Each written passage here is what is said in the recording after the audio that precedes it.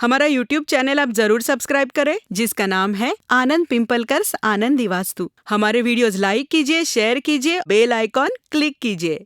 बहुत सारे प्रेक्षकों ने एक सवाल पूछा है, वो वास्तु पुरुष कहाँ निक्षेपित करना है। मूलतः वास्तु पुरुष की स्थापना समझने से पहले वास्तु पुरुष की संकल्पना समझना जरूरी है, और फिर हम तय कर सकते हैं कि वास्तु पुरुष की स्थापना कहाँ और कैसी करनी है। बराबर। जिस प्रकार पृथ्वी पर हमने एक घर तैयार किया है और उस घर के अधिपति हम हैं क्योंकि उसे हमने बनाया है, वैसे ही हर चीज की एक देवता शास्त्रकारों के अनुसार नियुक्त है। उन्हीं में से वास्तु की देवता यानी वास्तु पुरुष। अब पुरातन मान्यता के अनुसार ये वास्तु पुरुष शिव शंकर के पसीने से निकला एक महाभूत था जिसने अंधकासुर का वध किया था, और जब वध करने के बाद उसका शरीर गिरा तो उसके कारण पूरी पृथ्वी व्याप्त हुई। अब ये पृथ्वी, ये व्याप्त शरीर किस प्रकार से नष्ट होगा? तो भगवान शंकर जी ने पसीने के कुछ बूंद जमीन पर गिरा दिए और उससे एक महाभूत तैयार हुआ। और वो इतना भूखा था, भूख से इतना व्याकुल था कि उसे ये शरीर खाने को कहा गया। उसके खाने की स्पीड इतनी थी कि उसने कुछ ही दिनों में उसका शरीर पृथ्वी से खाके पूरा समाप्त कर दिया।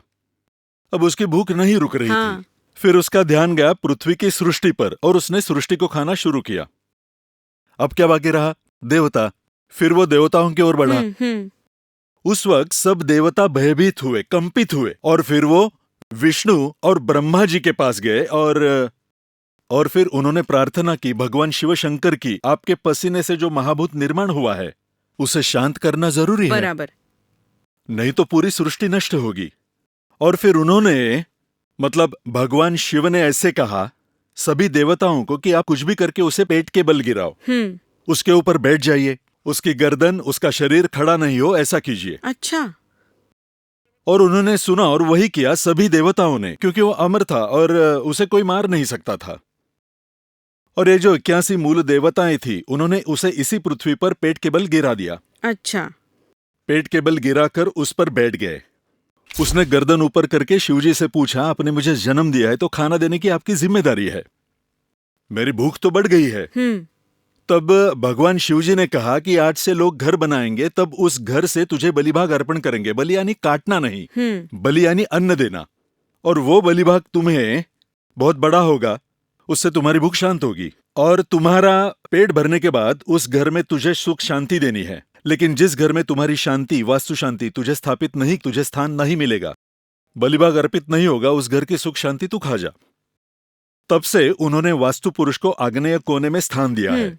आग्नेय कोना स्थिते सवर्ण वास्तु पुरुष स्थापना विधि मामच करिशे, ये कह के हम आज भी आग्नेय कोने में सोने का वास्तु पुरुष ईशान्य को सिर और नैऋत्य को पैर करके स्थापित करते हैं।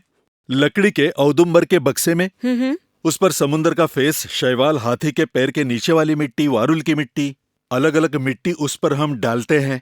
उसमें पंचरत्न डालते हैं, फिर मिट्टी डालकर ऊपर से पानी डालते हैं। तो इस प्रकार से वास्तु पुरुष को आग्नेय कोने में ही स्थापित करना है। अगर वो गलत जगह पर स्थापित किया तो उसके अच्छे परिणाम नहीं मिलेंगे। इस पर क्या उपाय करना चाहिए, ये मेरे आनंदी वास्तु किताब में डिटेल में दिया है। आज के लिए हम यहीं रुकेंगे। नमस्कार।